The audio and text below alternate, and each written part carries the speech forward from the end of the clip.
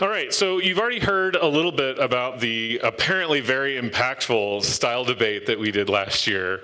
Didn't realize I was going to be called out like that. But yeah, so last year at GDevCon in Scotland, my esteemed colleague Tom McQuillan and I had a vicious style debate that is on YouTube if you want to check it out. One of the things we talked about was icons, and so I thought I'd take this chance to expand a little bit on a topic we spent about 30 seconds on and expand it to a couple minutes. So I present to you one of these buttons does it. The only correct way to make class VI icons and other icon-related hills I will happily die on. So, as a reminder, here's what a VI icon looks like in LabVIEW. It is a 32 pixel image.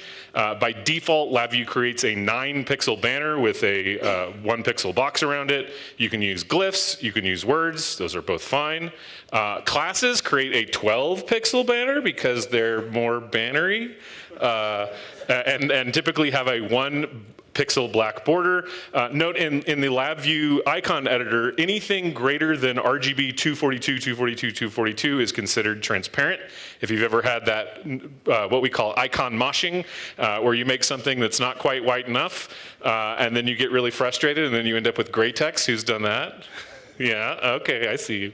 Okay, so here are my rules for icons, and I put them in order of least to most controversial. So who's with me on A? Never use that pattern. Never use primitive yellow.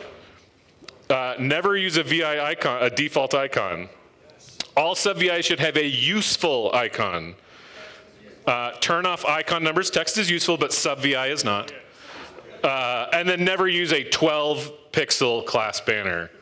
All right, I think we got some fans. So, I think the 12-pixel class banner is too big. The standard 9-pixel banner is fine, but I prefer this streamlined 7-pixel banner, 1 pixel on top of each character to represent. You can get a lot of characters in there. However, this does break Control-Shift-K for reasons that we'll talk about in a second. So, I think all VIs and controls should have useful icons. Who's with me on controls? All right, we got some champions. So there's 3 super easy ways to create icons. If you just hit Control-Space, Control-K, it'll take the VI name and try to guess. That's okay. The Control-Shift-K is great. You've heard several shout-outs this time. Control-Shift, type the words, and then Control-Shift-K. Or glyphs. Now, as I said, if you use the 9-pixel or the border with the banner without the border, it will get mad. This is why. So deep down in the quick drop at that path, some LabVIEW NI developer decided that what a good icon library would be. This is what my modified version looks like, because I only ever call this on good icons. Thank you very much, Mr. Cheeseburger.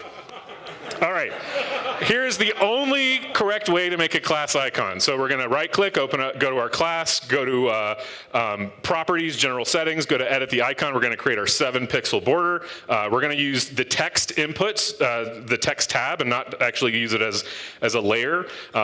Because we've only populated those 7 pixels, it'll perfectly center itself, it'll line up, and we're gonna leave the rest of that transparent. We are not gonna put a white box behind the class. On the control, we will open that up and go to edit the icon. We'll do a full box, leave some space at the top for the banner, and then everything smushes together brilliantly. So you get your class control on bottom and your class banner on top. That's gonna smush right on top and look nice. I completely agree with Darren that in general, your class wire should match your class banner. I arbitrarily pick patterns because reasons. Though I do have one rule. I generally like my by value classes to be the standard 3 pixels and my by ref classes to be only 1 because I want to know if it's expensive to branch or not. So I want to put my money where my mouth is. Here's a whole bunch of icons and classes that I created. If you were paying attention earlier, you might be able to guess where these classes are from. But I think these are pretty good looking, pretty easy. A couple little tips. If you do a yellow banner with only the 7 pixels, I do put black borders on the left and right. Otherwise, it kind of disappears into the ether. But you can leave it off the top, and I think it still looks pretty good. I really like using the shorties. I actually go back and forth on putting class wired outputs in. And so the short accessors with the little monocle lets me know for sure that that one is not. It's just a simple accessor. And yeah, I agree that those are only simple accessors and should not do any of the plus behavior.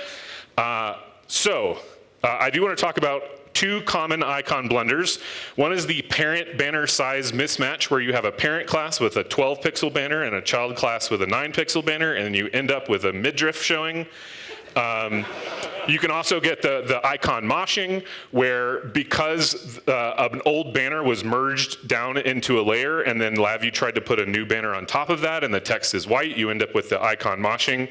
I do have to call out one person. We saw this in yesterday's presentation. I'm sorry, Stefan. You had your midriff showing. But yeah, icon moshing happens because if you have the setting for merged layers turned on, it will merge all those layers into one and then apply a new layer called NI_library. It will only replace the NI_library layer when you change your class icon. And so if that merged and the name changed, it gets in. So 3 fixes. 1, you can manually delete the banner off the merged layer. Number 2, you can actually use Control-Shift-K to reset the icon. It will wipe out the merge layer, replace it with a new clean layer. Now in this case, I'd have to redrop my create GIF, but that's fine. And so a lot of times I'll use Control-Shift-K to just kind of clear up my icon. And then third is definitely in your icon editor, turn off merge all layers. That's it. If you have any questions, catch me outside.